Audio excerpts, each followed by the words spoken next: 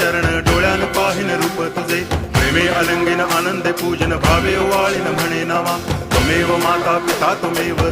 बंधुश्च सखा त्वमेव विद्या द्रविणं त्वमेव सर्वं मम देव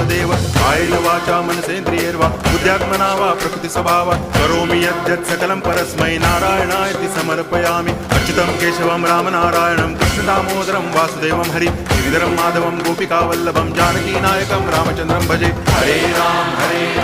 राम राम हरे हरे हरे कृष्ण कृष्ण कृष्ण